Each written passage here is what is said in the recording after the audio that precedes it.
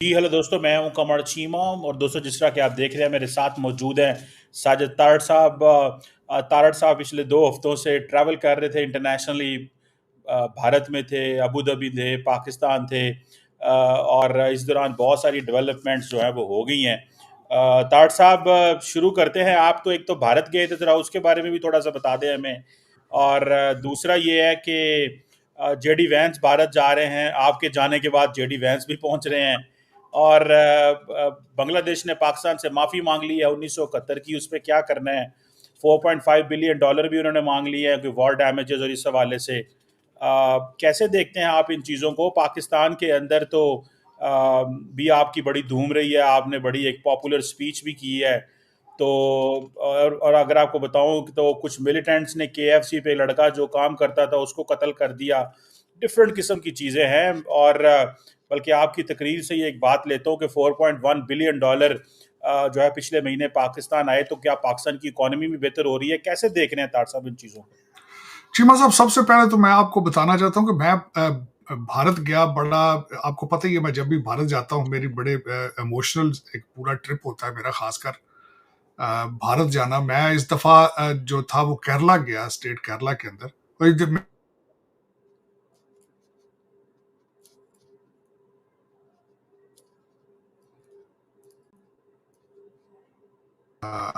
टलोम city था एक, जहां मैं गया वहां पे। और अमेजिंग, इंतहाई ब्यूटीफुल। लेकिन मेरी जो लोकल लोगों से बातें होती रही, लोग, एक तो ये मैं आपको बताना चाहूंगा, केरला के लोग जो है वो एक्सीलेंट और बड़े धीमे मजाज के। और जिस तरह हमारे पंजाबी हैं, जिस तरह के हर वक्त ही जिस तरह कहते हैं इनके स्पीडा च shortcut, this is not what they are. ये पहले भी मेरा एक्सपीरियंस था, वहां जाके फिर एक्सपीरियंस हुआ कि हर जगह पे लोग, वहां पे एक लीला, एक रिजोर्ट थी लेक के ऊपर, वहां मैं ठहरा। और amazing beautiful heaven, piece of heaven था, इसमें कोई शक नहीं है। नारियल और बनाना ट्रीज हर जगह पे, हर वहां पे शादी में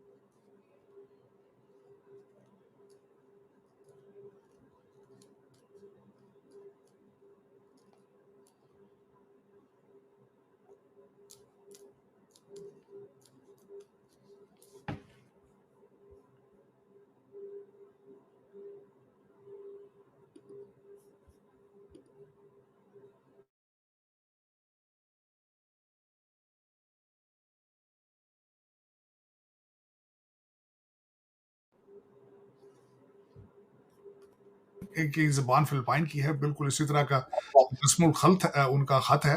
तो इट वाज अमेजिंग। और उसके बाद एक मैंने क्रैश प्रोग्राम किया, वहां से मैं चंडीगढ़ गया। चंडीगढ़ से चीमा साहब मैं हरियाणा गया। हरियाणा से फिर मैं वापस न्यू दिल्ली गया। और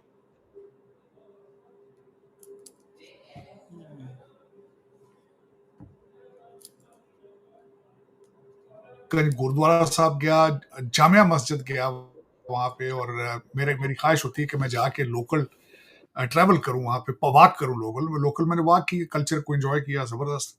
चांदनी चौक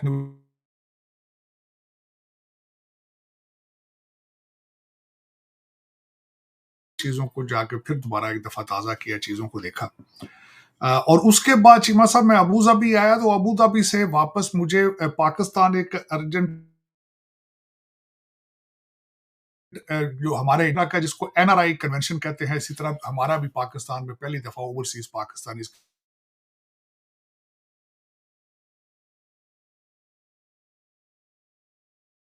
मैंने खासकर उसमें जाके चीमा साहब, डरते डरते मैंने पंजाबी जबान में मैंने तकरीर की। लेकिन मेरी तकरीर का मेन जो वजह थी, मैं जिसकी हमेशा ये कोशिश करता हूं, एक तो आइडेंटिफाई करूं ऑडियंस कौन है और उससे अटैच किस तरह होना है, और उनको अपनी तरफ मुतवज्जो किस तरह करना है। तो मैं बिल्कुल इसी तरीके सोच रहा था मुसलसल।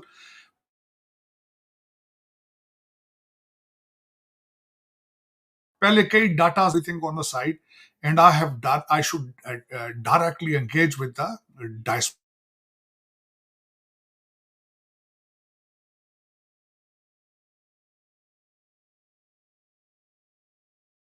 पर्सनैलिटीज थी, प्राइम मिनिस्टर थे, हमारे मिलिट्री चीफ थे।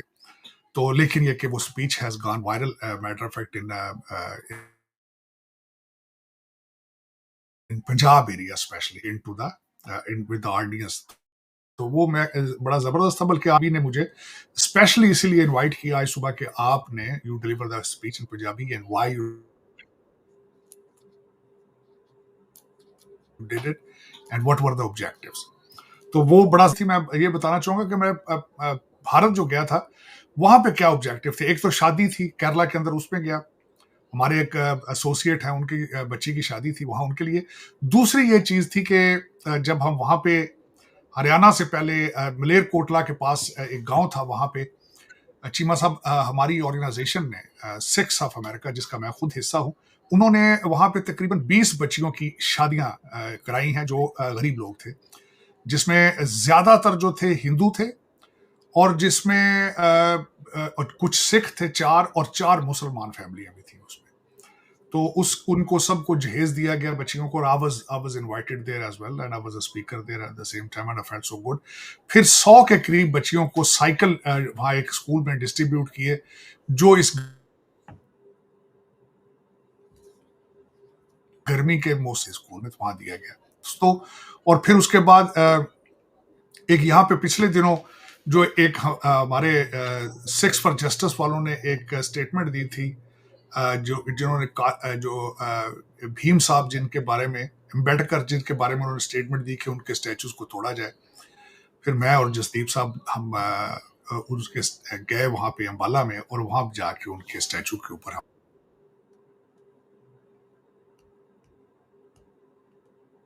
हमने फूल भी चढ़ाए, क्योंकि दिस इज दलित होना और उनका इस तरह का उनके खिलाफ नफरत का, basically I don't believe in it. Jasdeep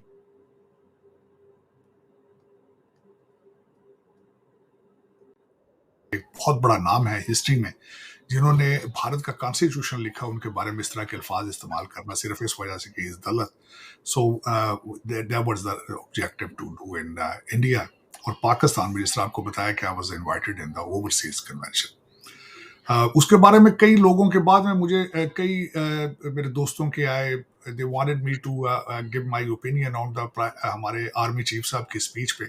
वो उनकी ओपिनियन है चीमा साहब, मेरी ओपिनियन कुछ और है। वो all of us we have a right to have our opinion. कुछ लोग टू नेशन थ्योरी पे बिलीव करते हैं, कुछ जो लोग जो है वो पाकिस्तान की पार्टीशन को किसी दूसरी नज़र से देखते हैं। मेरे जैसे कुछ लोग हैं ये इस नज़र से भी देखते हैं कि हमारा अभी तक उसमें से कोई पॉजिटिव चीज़ नहीं निकली। और मैं जिस तरह के बिलीव खुद इन चीज़ों पे करता हूँ कि नफरतों में कोई 2025 में नफरतों की कोई गुंजाइश मौजूद नहीं है। We have to remain optimistic.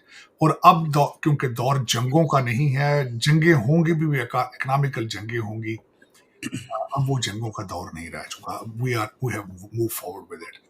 लेकिन ये कि अल्टीमेटली एक आर्मी चीफ जो कि जिनकी सारी ट्रेनिंग तरबियत एक दूसरी नज़र से है। I am not an army, I am a political science student, और मैं I'm living in US. I have seen how to live in a peace and harmony with other religion and other communities. So मेरी opinion जो है completely different है। मेरी opinion भी शायद चीमा साहब यही हो आज से 35 साल पहले, बिफोर कमिंग टू US। क्योंकि पाकिस्तान के अंदर माइनॉरिटीज हमने छोड़ी नहीं, वहां पे रही नहीं है, हमें ये बिल्कुल अंदाजा ही नहीं है कि how to live with each other. So उसमें, और दूसरा ये है कि एक सेगमेंट मैं यहाँ ये भी ऐड करना चाहता हूं कि अगर टू नेशन थ्योरी का हमारे आर्मी चीफ साहब ने कहा है, उसके बारे में दूसरी तरफ से भी कोई फूल नहीं आ रहे। अगर देखा जाए चीमा साहब, तो वहां पे भी हर इलेक्शन जो है वो मुसलमानों के नफरत के ऊपर जीता जाता है। ये इसको भी आपको एक्सेप्ट करना होगा कि रियलिटी कुछ इसी तरह है। ये जो टिट फॉर टैट है दोनों साइडों से चल रहा है। यहां से वो बलूचिस्तान का कहते हैं, उधर से वो कश्मीर का कहते हैं। तो ये चीजें देखी जाए, और इन दोनों का मैं दोनों के हक में नहीं हूं, जो मेरी पर्सनल ओपिनियन है। बाकी जिस तरह जो कहते हैं हर every person has entitled to have the opinion, मैं तो इस चीज के हक में नहीं हूं। मैं बल्कि कल एक डिस्कशन में बैठा था किसी जगह में, तो मैंने कहा मुझे फार्मूला परवेज मुशर्रफ साहब का फार्मूला ठीक था कि इस मसले को 10 साल के लिए फ्रीजर में रख के we should move forward with our relationship, specially trade के हवाले से ये है कि चाहे लद्दाख और दूसरी जगहों के ऊपर चाइना भारत के आपस में झगड़े, लेकिन ट्रेड अपनी जगह, वो मैं इन चीजों के हक में हूं। और अगर हम जब ट्रेड करते हैं तो मसाइल का हल भी निकल आता है, लेकिन फिर वो दोनों साइडों पे अभी तक इस साइड की इस चीज को तवज्जो नहीं दी जाती। अब दूसरा चीमा साहब बात यह है कि पाकिस्तान के अंदर जिस तरह आपने KFC के बारे में कहा है कि वो TLP वालों ने हमला करके बच्चे को, KFC के वर्कर को मर्डर कर दिया है।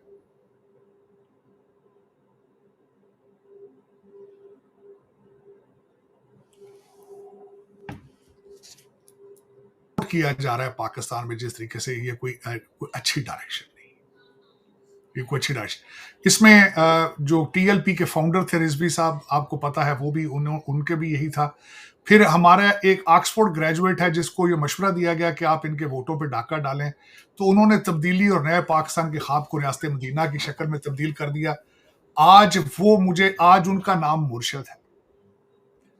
फिर आप यही अंदाजा लगा लें कि ये आगे किस तरह बढ़ पाएंगे। मैं पाकिस्तान में एक टीवी चैनल पे था इनवाइटेड, तो मैंने उनको कहा था कि आप जरा सोचें कि पाकिस्तान के अंदर एक भी इंग्लिश टीवी चैनल मौजूद नहीं है, आप इस अगले दौर में किस तरह सर्वाइव कर पाएंगे? और आपकी डायरेक्शंस क्या है? तालिबान। आप आइडियलाइज किसको करते हैं? तालिबान को। तो तालिबान से आप अगर इतने इंप्रेस्ड हैं तो देखें उनके हालात क्या है, वो क्या है।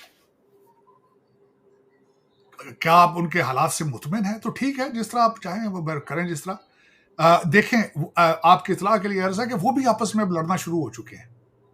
काबली ग्रुप और कंधारी ग्रुप आपस में लड़ रहे हैं, और अमेरिकन जहाज जो है वो बटग्राम एयरबेस पे लैंड कर चुका है।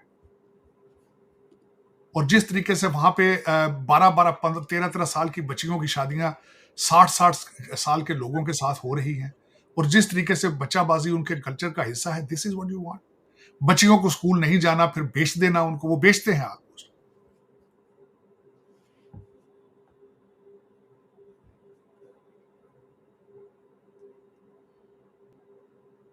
पाक अगर इसको प्रमोट करते हैं, लेकिन कासम को नहीं लाना चाहते, तालिबान नहीं बनाना चाहते।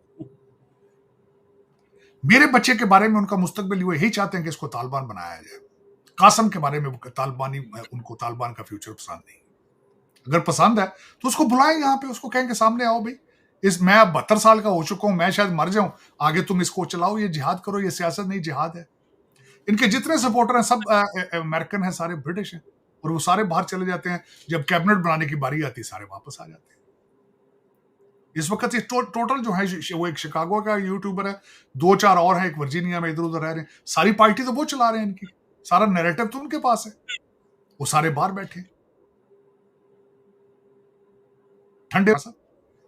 अगर ये तालिबानी माइंडसेट के होते तो ये दुबई चले जाते, तालिबानी माइंडसेट के होते सऊदी अरेबिया चले जाते, उम्रे फ्री करते।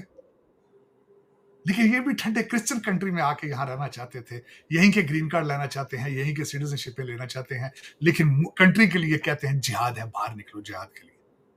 वो एक यहाँ पे जो यूट्यूबर है शिकागो का, वो जब भी कोई जुलूस में लोग नहीं जाते, वो उससे में करता है प्रोग्राम, कहता है तुम बाहर नहीं निकले, खुद यहाँ बैठे। वो एक दूसरा मुराद सईद है, वो कहता है बाहर निकलो, निकल नहीं रहे हो, खुद छुपा हुआ है, खुद पता ही नहीं जिंदा है, कहाँ है, काबुल में है या अफगानिस्तान में, किधर छुपा पड़ा है। कहता तुम बाहर नहीं निकल रहे, कहता फलां दिन हम ईंट से ईंट बजा देंगे। आज बाहर नहीं निकलती। आज अली अमीन गंडापुर साहब के हालात देख लें, वो लाहौर में उन्होंने जो स्पीच दी चीमा साहब, कोई काबिल फहम आदमी अगर सुने, उन्होंने कहा जी हमारे पास तो, हमारे सूबे के पास तो पैसा ही बहुत ज्यादा है, और जो वहां के हालात हैं, उनका मुर्शद जो है वो खुद कहता है कि मेरी PTI पार्टी उस सूबे में करप्शन में इन्वॉल्व है। और वहां हालात ये हैं कि सुना टेंडर के साथ ही जब किसी को मिलता है, ठेकेदार वेट भी नहीं करता, जो ब्यूरोक्रेसी पहले ही 10% ले लेते हैं, बल्कि तालिबान को भी साथ भत्ता देते हैं। वो कहते हैं जी, कहेंगे हमारे पास पैसा ही बहुत है। फिर उसने डायरेक्ट आर्मी चीफ साहब को थ्रेट किया, उसने कहा तुहाडा जंगा दा शौक भी पूरा करांगा मैं। ये उसके थ्रेट थी चीमा साहब, इट्स नॉट अ ओपिनियन। उसने कहा तुम्हारे जंगों का शौक भी मैं पूरा करूंगा। चले। लेकिन चीमा साहब, मैं हमेशा ये कहता रहा हूं, दूसरों को तो पता नहीं है, कि जब तक आप अपने इंटरनल मिसाइल का हल नहीं ढूंढेंगे, उस वक्त तक आपका। अब मैं अब एक और आखिरी बात आगे इसी टॉपिक पे आगे भी करना है। हलीमा मैडम की एक तस्वीर वायरल है, वो नंगे पांव बैठी हैं धूप में, और ये जो इश्क इमरान में जो लोग मजनू हैं, पागल हो चुके हैं, उनका कहना है कि इस्लामाबाद में ज़ालाबारी इसीलिए हुई है क्योंकि वो नंगे पांव सड़क पर बैठी थी। नौज बिल्ला, नौज बिल्ला। जब आपका फेथ यहां तक चला जाए, कहते हैं मुर्शद की बहन नंगे पांव बैठी है, खुदा ने तुम्हें अजाब तुम्हारे ऊपर नाजिल कर दिया। चीमा साहब, ज़हनी बीमारी का अंदाजा लगाएं जरा। चले, फिर इस पे क्या हो सकता है? मेरा तो फर्स्ट हैंड एक्सपीरियंस है कि एक ये लौंडे लपाड़े इंग्लिश में गालियां देने की भी सलाहियत नहीं रखते। अगले दिन मुझे किसी ने वेडिंग की इनविटेशन भेजी है, तो वेडिंग की स्पेलिंग WEEDING थी, वीडिंग थी। और जिसने भेजी है वो इज अ ग्रेजुएट, बीए कहता है, बीए या LLB उसने की। वेडिंग का स्पेलिंग लिख के भेजा, तो इन्होंने क्या फ्यूचर इनका चीमा साहब, इन्होंने कहा आगे जाना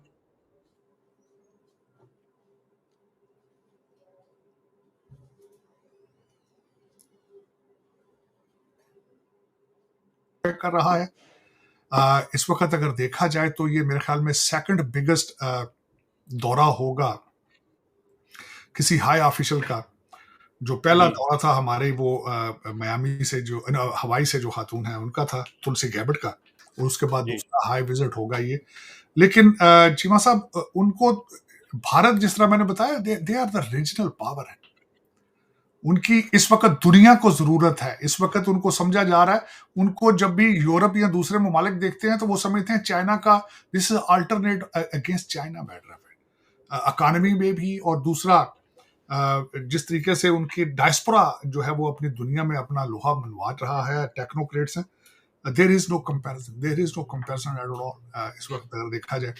चीमा साहब, एक और खबर भी आई है, आज सुबह की थी, कि यहाँ पे एक सरदार साहब हैं, उनको दहशतगर्दी के हवाले से अरेस्ट किया गया है।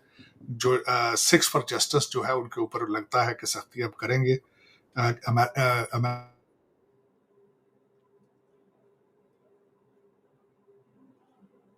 ने वादा किया, लोग आए थे वफद में, तो उन्होंने कहा था कि हम इसको रिजॉल्व करेंगे, इस मसले को, क्योंकि वो यहाँ से रह के मुसलसल भारत के डिप्लोमेटिक मिशंस को थ्रेट कर रहे हैं, जो कि एक बहुत बड़ा इशू है।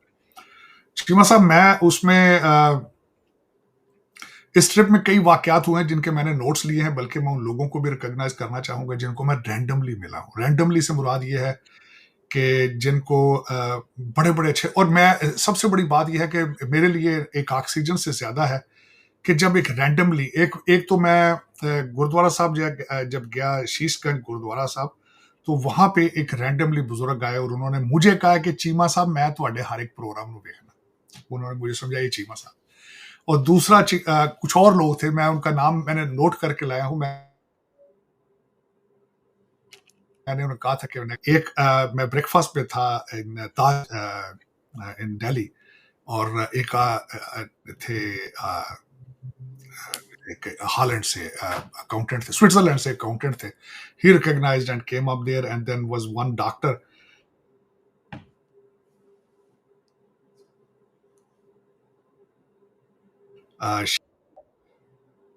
Many people, I have given them my contact numbers and helped them to come. I will definitely help them to come to Pakistan, to Nankana Sahib or other cities. Or especially in the future, I'm planning to invite a high-profile delegation from India to Pakistan as well, जो कि मेरे पहले ही हिस्सा था मेरे सारी चीज़ों को, और मैं इस दफ़ा उनको फॉर्मल इनविटेशन दे के आया।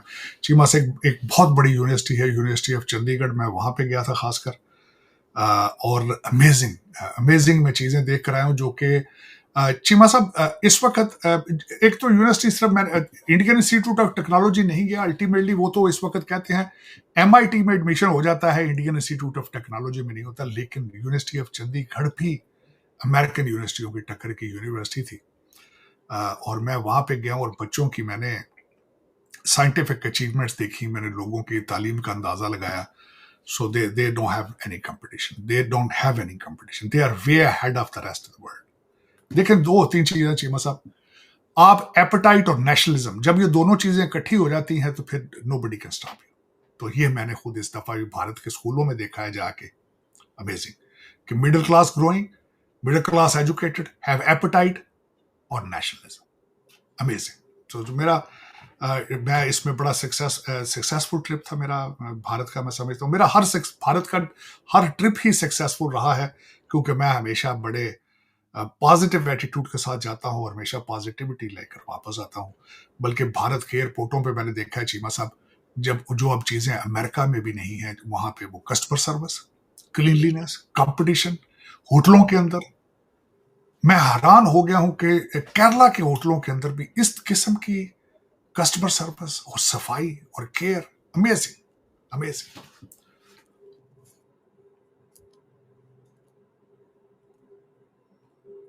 और यंग बच्चे, right, the sun is rising from the east, और वो सन का हिस्सा कुछ चाइनीज हो, कुछ भारतीय हो, ये this is written, it's written everywhere.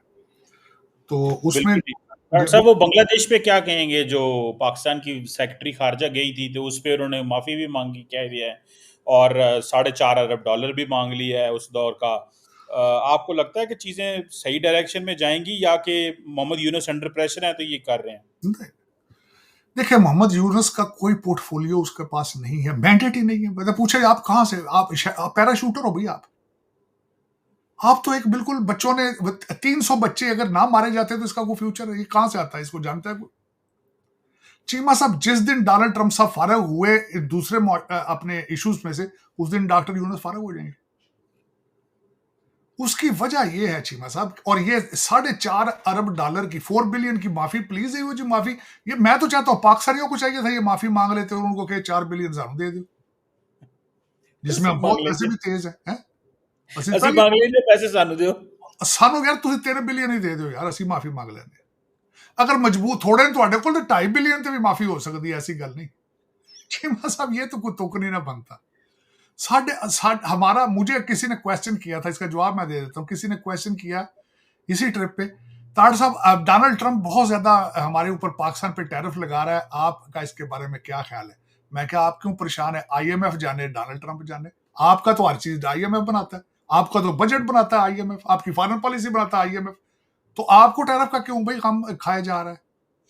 Tariff भी अमेरिकनों का, डॉलर भी अमेरिकनों के, IMF भी अमेरिकनों का।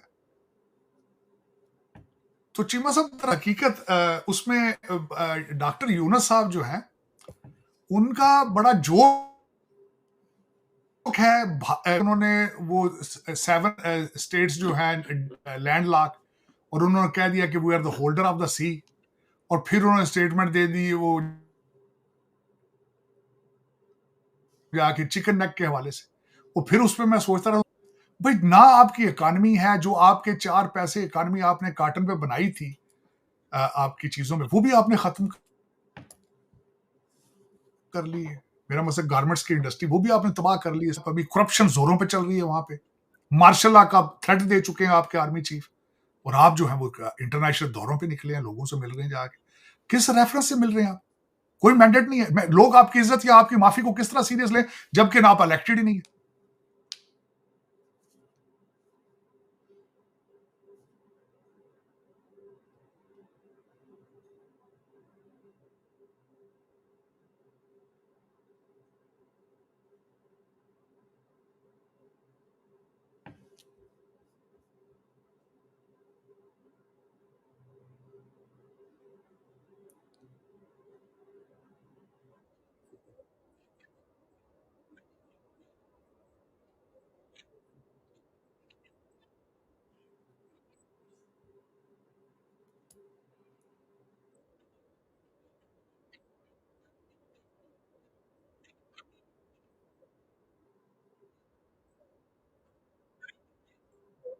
तालीम की एडवाइस दूंगा पाकिस्तान, तालीम की एडवाइस भी दूंगा, और मैं ये नहीं कहूंगा कि तुम उन्हें थे MA फारसी कराना शुरू कर दो। मैं ये कहूंगा कि आप बच्चों को इंग्लिश और मैथ पढ़ाएं, खुदा रहा, उसके बगैर गुजारा नहीं है। लेकिन अब मैं उन लोगों को नसीहत क्या करूं, उनको मैं क्या नसीहत करूं? इस वक्त देखे ना, मुर्शिद पाक तो वो तो कहते तालिबान कहते अफगानिस्तान से जंग नहीं करती, फ्रेंडली कंट्री है। और केपीके के अंदर फुल सपोर्ट हासिल है तालिबान को, टीटीपी को ला के आबाद करते रहे, आज भी उनके लिए सॉफ्ट कार्नर है उनके लिए। लेकिन चीमा साहब, जो इस वक्त इस दफा मैं जो स्पीच में मैंने खुद अपनी आंखों के सामने आर्मी चीफ साहब को जो जज्बाती तरीके से देखा है कि he is determined to take care the terrorism. आप देखेंगे कि अगले 2025 के अंदर 2 सूबों के अंदर दहशतगर्दी खत्म कर देंगे, एक सूबा सरहद केपीके में और बलूचिस्तान में। बल्कि उन्होंने कहा है कि 1500 टेररिस्ट जो हैं, 1500 बलोची या टेररिस्ट जो हैं, कैन डिसाइड अबाउट बलूचिस्तान। तो ही इज वेरी सीरियस, बड़े जज्बाती थे इस मामले में, होना भी चाहिए। और द सिग्नलिंग उनकी बड़ी स्ट्रांग है। इनको चाहिए कि ये जो खासकर बिगड़े हुए आपके बच्चे हैं, जो अभी तक उनकी आदतें खराब हैं कि जो उनके मुंह में आता है कह देते हैं, ये यूट्यूबर्स हो सारे, ये इनको कंट्रोल करना चाहिए मेरे ख्याल में अपनी ज़बान पे। लेकिन वरना खान साहब के लिए आगे मुश्किलात ही मुश्किलात हैं।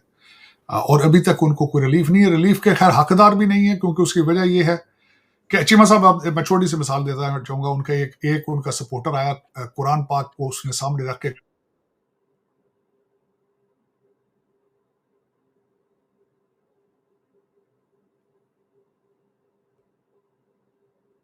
उनको जाके ढूंढा, तो उनको उनसे मैंने डायलॉग शुरू किया। कल उन्होंने कह दिया मैंने तो किसी को नहीं कहा, कहती मैं तो इनसे बात ही नहीं करना चाहता, मैं तो इनसे डायलॉग नहीं करना चाहता। तो इस वक्त सबसे बड़ा मसला है पाकिस्तान की बदकिस्मती है कि एक ऐसे शख्स के डील करना पड़ रहा है पाकिस्तान को जो स्टेबल ही नहीं है चीमा साहब, जिसकी गारंटी कोई नहीं दे सकता, जो खुद काले बकरों काले जादू के अंदर के जेर असर है। जो बात उससे पूछी जाती है वो पहले अपनी वाइफ से पूछता है। बड़े बावसूख जराए से मुझे पता चला है चीमा साहब कि स्वावा के अंदर अलकादर यूनिवर्सिटी को बनाने की लोकेशन किस तरह पिक की गई, रूहानियत के जरिए, रूहानियत के जरिए। एक इनके बड़े करीबी शख्स ने मुझे इस दफा इस ट्रिप पे भी बताया, मुझे पहले ही पता था, लेकिन उन्होंने खुद उन्होंने पूरा हाल बताया है चीमा साहब कि किस तरीके से उन्होंने कहा जी कि मुझे बिशारत हुई है किस तरीके से कि लोकेशन ये हो चाहिए, स्वावा के पास ये location. This is how this man is operating or running this country, was running this country or will run this country in the future. और आपको बताया इस वक्त तो हजारों और लाखों बीमार डॉक्टर उसके फॉलोअर हैं अमेरिका के अंदर, आपको पता ही। ऐसे ऐसे हैं जो बात करते करते रोना शुरू कर देते हैं। लड़ाई बीवी से हुई होती है, गुस्सा वो पाकिस्तान पे निकाल लेते, रोना शुरू हो जाते, कहते हैं खुदा ने एक चीज दी थी पाकिस्तान को, इमरान खान। वो कहते नौज बिल्ला वो भी जेल में है। चलिए चीमा साहब, ये पसंद अपनी अपनी नसीब अपना अपना, लेकिन अगर पाकिस्तान ने पॉजिटिव साइड पे स्टेप्स ना लिए तो कोई फ्यूचर नजर नहीं आता। मिनरल्स कॉन्फ्रेंस, मिनरल कॉन्फ्रेंस देखिए मिनरल्स कॉन्फ्रेंस, उसका मिनरल कॉन्फ्रेंस का जिक्र जो है वो आर्मी चीफ साहब ने ओवरसीज पाकिस्तान फाउंडेशन का कन्वेंशन था उसमें भी किया है कि हमारे पास मिनरल बहुत आएंगे और मिनरल की इनकम से 5 साल में हम अपना जो 130 या 135 बिलियन डॉलर का कर्जा उतारेंगे 5 साल। इतने ज्यादा मिनरल पाकिस्तान के अंदर मौजूद हैं। अब देखिए आने वाला दिन किस तरह रैकोडेक वाले 50% उसको ओन करेंगे और 50% उसका जो है वो बलूचिस्तान के लोग उसको ओन करेंगे।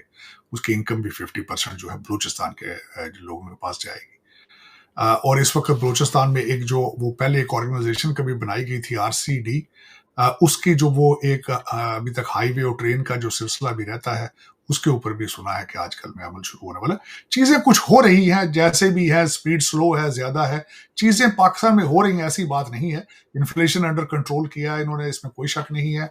हमारे जो इस वक्त पाकिस्तान के मिनिस्टर ऑफ फाइनेंस हैं is a very competent person. Matter of fact उनके कई चीजें हैं जिसके जरिए इस वक्त पाकिस्तान की इकानमी साथ रही, डॉलर कंट्रोल में है। सिर्फ इस वक्त सबसे बड़ा इशू है वो दहशतगर्दी है। और दहशतगर्दी भी समहाउ मेरे ख्याल में पाकिस्तान के फायदे में जा रही है, इसलिए कि वहां पे जो असला इस्तेमाल हो रहा है वो सारा अमेरिकन है और अमेरिका को बार बार ये बताया जाता है कि आपका असला हमारे खिलाफ इस्तेमाल हो रहा है। और अमेरिका जो 3 कांग्रेसमैन अभी रिसेंट आए थे वो भी इस चीज का वादा करके आए हैं कि try to tell the administration कि पाकिस्तान इज विक्टिम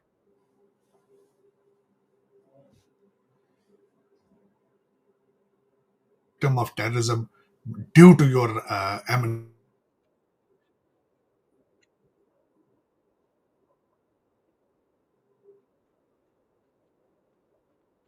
इतनी ज्यादा हो चुकी है, the man has started thinking कि he is larger than Pakistan. चंद जो उनके आसपास खुशामदी लौंडे लपाड़े थे, वो मुसलसल उनको कहते थे कि पाकिस्तान तो आपके लिए कुछ भी नहीं है, prime minister of Pakistan, you are larger than this, you आप इस्लामिक उम्मा के लीडर हैं, आप टर्की और मलेशिया के फैसले भी आप किया करें, सऊदी अरेबिया भी आपसे डरता है। और इस तरह की सिकनेस में वो बंदा वो जा चुका था। वो तो किसी अच्छे से डॉक्टर के पास उसको 6 महीने साल रहना चाहिए इससे पहले कि उनको जेल से रिहा किया जाए। मैं तो हाईली रिकमेंड करूंगा। और 72 साल एज है, 72 साल। लेकिन चीमा साहब, मैं 60 का ये हो गया हूँ, 60 के अंदर सठिया गया है। I'm looking at it, my abilities are slowing down। 70 को कहते हैं 17 बतरया गया। तो उस बंदे की तो 17 बतरा, सवेरे कुछ कहता, शामी कुछ कहता, और स्टेबल पहले भी नहीं था इतना। आज तक the man never had a profession except पैसा मांगना। Professional beggar from the day first. आज तक अपने बच्चों के लिए $1 नहीं कमा सका। बच्चे हमेशा थर्ड पार्टी पालती रही उसकी, जितने third party third third party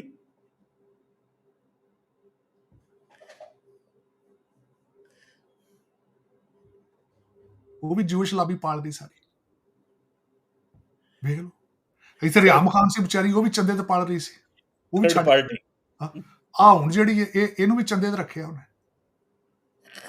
Cheema साहब, मुझे अभी रिसेंटली कल में मुबशर लुकमान साहब फरमा रहे थे, वो 7 लाख रुपया हर महीने मलक रियाज का बंदा आके जमा करा के जाता जेल च। आज भी जेल में वो जो खा रहे हैं ना चिया सीड्स, चिया सीड्स और चीमा साहब बीट रूट जूस जो है वो मलक रियाज का बंदा जमा करा के जाता है 7 लाख रुपए। वो भी अपनी जेब चो नहीं, जेब तो है ही नहीं। ऐसी बात कुर्ता सवांदे ने ते खान साहब ना जेब लवांदे ही नहीं। बिल्कुल सही है तार साहब, बात तो ऐसा ही है। और ये जो आज आपने नई इंकिशाफ किया है कि बच्चे थर्ड पार्टी पालती है। बिल्कुल